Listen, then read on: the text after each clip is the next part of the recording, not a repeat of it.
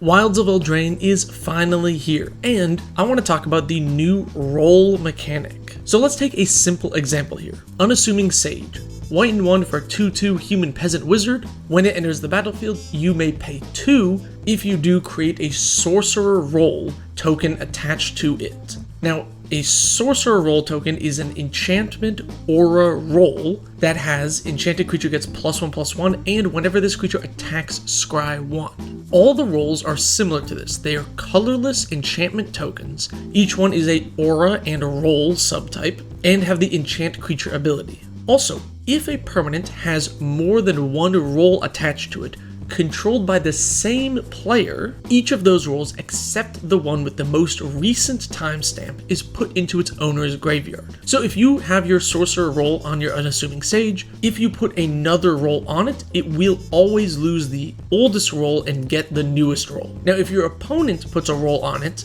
then it can have 2, and that's the only exception to having multiple. For the most part, roles are just buffs. If we look at Gilwayan Casting Director, he can put a royal, sorcerer, or monster role onto a creature, and each one of those gives +1/+1 and an additional little bonus. There is one role, however, that is an actual negative one, the Cursed role. Spiteful Hexmage is 1 black for a 3/2 human warlock. When it enters the battlefield, you create a Cursed role token attached to a creature you control, and the Cursed role gives a creature base power and toughness 1/1. So cards like this are really interesting, actually. If you play it by itself, it's just a 1-mana 1/1 because it puts the role on itself. But if you already had a creature in play that was a 1/1, then when you play your Spiteful Hexmage, it'll give that creature the Cursed role if you want, and then you have a 1-mana 3/2, which is pretty neat. And some cards, like Asinine Antics, is able to put cursed roles on your opponent's creatures, shrinking their base power and toughness down.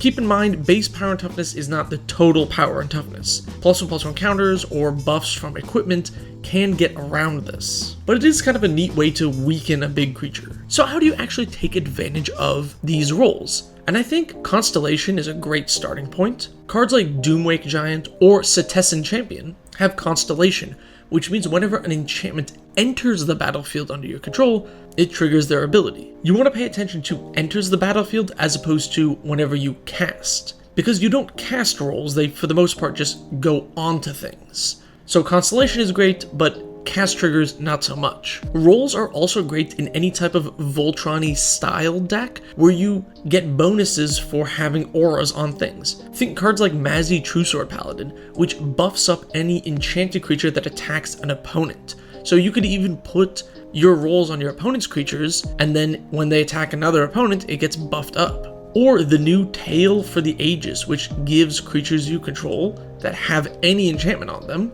+2/+2. Role is a really weird, unique mechanic that I think is kind of interesting and fun, although ultimately I don't think it's super powerful. If you're in a Constellation deck where you just want enchantments entering play over and over again, then it's probably a decent fit in those type of probably commander decks. Outside of that though, I think we're going to need to see the role mechanic come back in a later set before we have enough synergy for it to be worth it. Let me know what you think of the role mechanic in the comments below though. Do you think it's really powerful?